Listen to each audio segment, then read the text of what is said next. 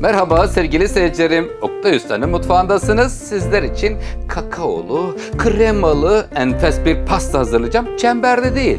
Normal klasik cam kap içinde yaklaşık 16 porsiyonla 20 porsiyon kesebileceğiniz miktarlarda bol bir pasta. Pastaya ev halkı doyacak diyoruz. 4 tane yumurta ihtiyacımız var. 4 tane yumurta, 1 su bardağı toz şeker, 1 çay bardağı süt, 1 çay bardağı sıvı yağ, 3 çorba kaşığı kakao, vanilya, kabartma tozu, un ölçüsünü birlikte hazırlıyoruz.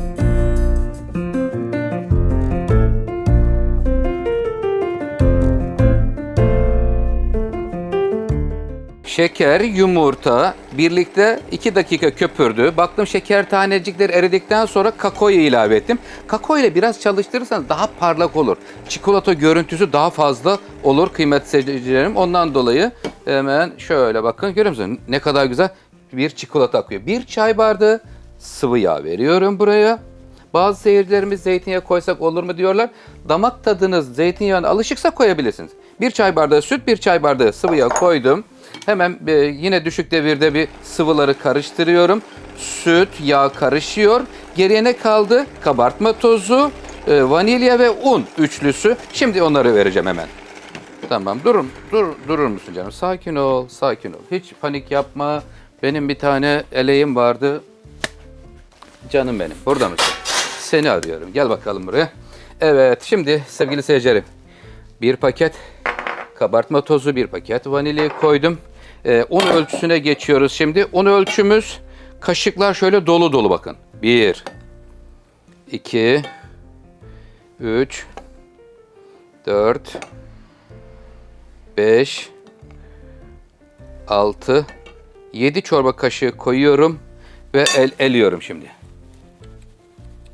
Böyle eskide Allah un elerlerdi. Onun gibi olsun istedim ama bayağı bir yakından elemek lazımmış sevgili seyircilerim. Özür dilerim. Yakından elemekte fayda varmış. Yani şimdi bizim kameraların lensleri her yer un içinde kaldı.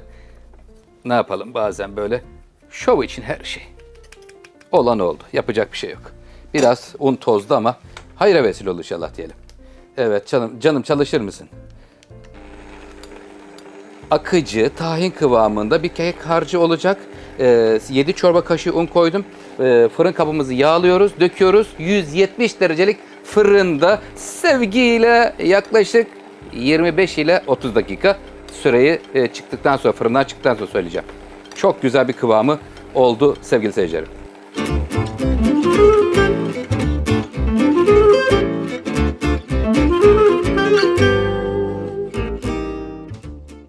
Evet sevgili seyircilerim, şu anda fırın kabımız yağlandı, hazır. Şimdi 7 çorba kaşığı un koymuştum, artı bir tane daha ilave ettim. Şimdi özellikle şu cam kaplardan malzemeyi dökerken şöyle tutarız normalde, hep zorlanırız. Şöyle tutup da döktüğümüz zaman işimiz kolay oluyor kıymetli seyircilerim. Evet, şuraya bakın.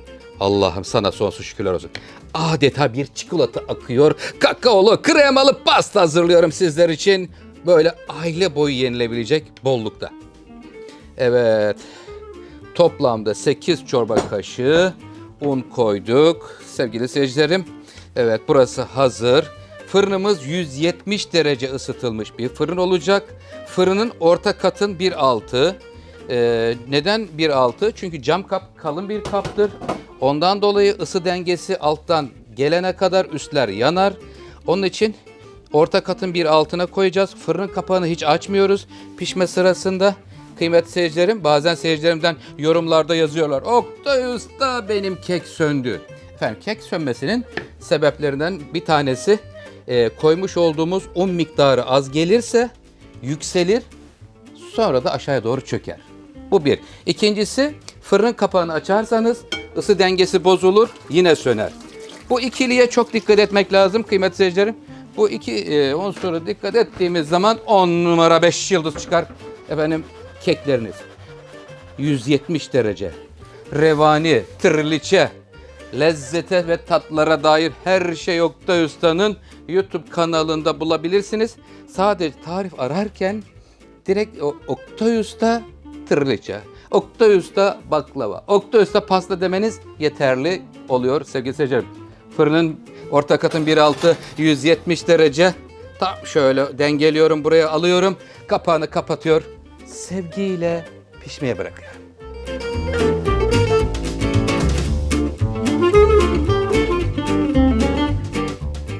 Sevgili seyircilerim, kekimiz fırında pişerken hemen kremayı hazırlıyoruz. Anında tatlar ortaya çıkıyor. 1 litre soğuk sütü döküyorum. Buraya 1 su bardağı da toz şekeri vereceğim. Süt, şeker, un, nişasta, vanilya. Sonra da tereyağı geliyor.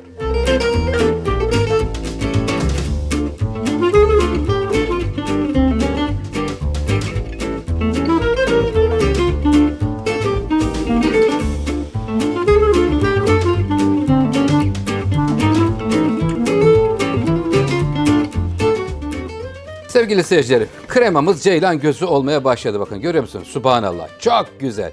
Böyle pişireceğiz. Piştiği zaman güzel olur kremalar daima. Bakın kıvama bakın. 3 çorba kaşığı un, 2 çorba kaşığı nişasta. Her nişastada farklılık olabilir. Eğer ki daha önce yaptığınız yumuşaksa kıvamı artı bir kaşık koyabilirsiniz. Ocağımızın ateşini kapatıyorum. Kıymetli seyircilerim, ilk sıcaklığı çıkınca, ılık hale gelince tereyağını ilave edeceğim. Tereyağı ile birlikte mikserle çalıştırıyorum kremamı. Soğumaya bırakıyorum şimdi.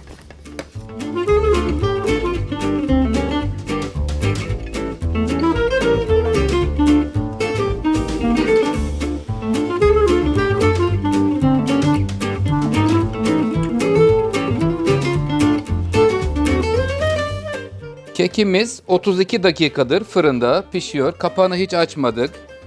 Kıymetli seyircilerim, çok güzel olmuş. Bakın, görüyor musunuz? Böyle çok aşırı yükselen değil, ortasında da bombi olmaması gerekiyor. Çatlakların da olmaması gerekiyor bakın. Üzeri adeta böyle pırıl pırıl parlayan, kaymak gibi, kenarlarından hafif çekmiş baktığımız zaman. Yani cam kaba yapışıkken bir tık böyle kendini toparlamış olacak. Tam istediğimiz gibi. Gerçekten güzel olmuş. Sizlerden ricam beğeni butonuna basıp kanalıma abone olursanız çok mutlu olurum. Şimdi kek hazır, kreması ve şantisi. Evet, şantiyi bir çay bardağı süt, 1 çay bardağı toz şanti koyup mikserle köpürttüm. Baktım biraz sertlik var. İçine bir yarım çay bardağı daha su koydum. Süt koydum sevgili seyircilerim. Hepsi de soğukken çırpıyoruz. Şimdi krema oda sıcaklığına geldi. Oda sıcaklığına geldikten sonra tereyağını veriyorum. Canım, durur musun?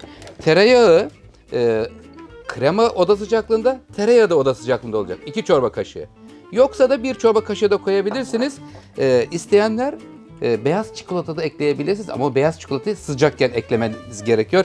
Bismillahirrahmanirrahim. Şimdi tereyağı ile kremayı güzelce özleştiriyorum. Bakın, soğumuş, sertleşmiş olan kremaya şimdi oda sıcaklığındaki tereyağını veriyorum. 3 dakika ipeksi bir kıvama getiriyorum. Kek soğuyor, krema soğuyor, şanti hazır. Birleşme vakti kek tam anlamıyla soğuduktan sonra olacak.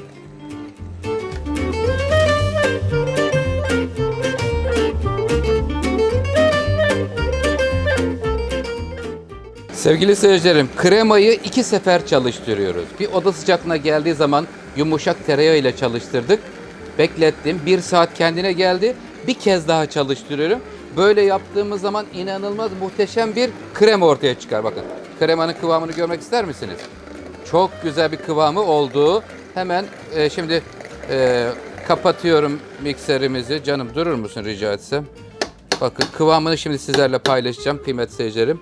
Fişi çıkardıktan sonra telleri çıkartıyoruz. Böyle sokup da ellerimizi düğmeye bastığımızda çalışabilir. Mutlaka fişi çıkartalım. Allah korusun bir tehlike olmasın diye söylüyorum. Evet, şimdi kremanın kıvamını göreceğiz. Subhanallah. Öyle güzel oldu ki sevgili seyircilerim. 2 sefer çalıştırdığınızda herkesin kremasına fark atar. Garanti. Evet sevgili seyircilerim, pastacılıkta kullanılan pasta uç düğülerinden yararlanabilirsiniz ya da elma çekirdeği çıkartıcısından yararlanabilirsiniz.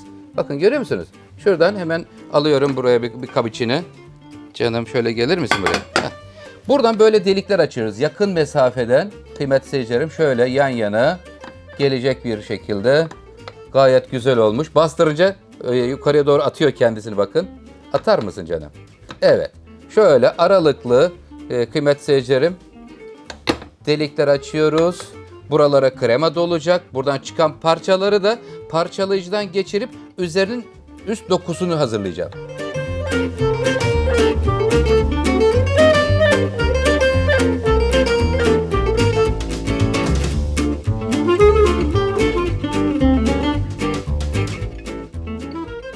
Sevgili seyircilerim, şimdi delik delik böyle güzelce mesafeli bir şekilde içlerini boşalttık. Gayet de güzel oldu. Şimdi özenle hazırlanmış olan özel kremamızı sevgiyle verme vakti gelmiş bulunuyor. Evet, dikkatli bir şekilde önce sizden taraftan başlıyorum. Geriye doğru böyle geliyorum. Buradaki içleri boşaltılmış olan bölümlerin içine krema tamamen dolmuş olacak. Ondan sonra üzerine şanti kaplanacak. Onun üzerine buradaki ayırmış olduğumuz şu parçalar var ya, bakın. Bunları parçalayıcıdan geçirip un ufak hale getirip üzerine vereceğiz. Sonra da üzerine muz, mandalina, çikolata, ne seviyorsanız, ne istiyorsanız sevgiyle buradaki içeri boşaltılmış olan kek aralarını full dolduruyoruz sevgili seyircilerim.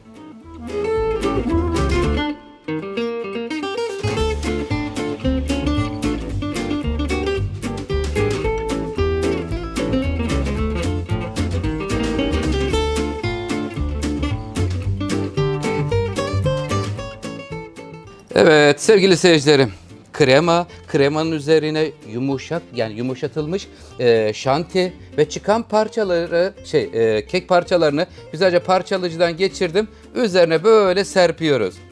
İçi dışı müthiş bir lezzetli pasta fırın kabında hazırlanmış oldu. Cam kapta sizler için 20 porsiyona kadar gider. Gayet güzel ve bereketli oldu inşallah. Üzerine muz ve mandalina ile süsleyip servis edeceğim. İnşallah sofralarınız için güzel bir tat olmuştur sevgili seyircilerim. Sizler kanalıma abone olup bana destek oluyorsunuz. Çok teşekkür ederim. Sizleri çok seviyorum. Sofralarınız bereketli olsun. Doku destinde paylaşacağım. Bir gece buzdolabını beklerse müthiş güzel olur. Muz koyacaksanız muzunu en son dolaptan çıkardıktan sonra koyun. Yoksa üzerindeki muzlar kararırlar. Hoşça kalın, sağlık kalın. Sofralarınız bereketli olsun.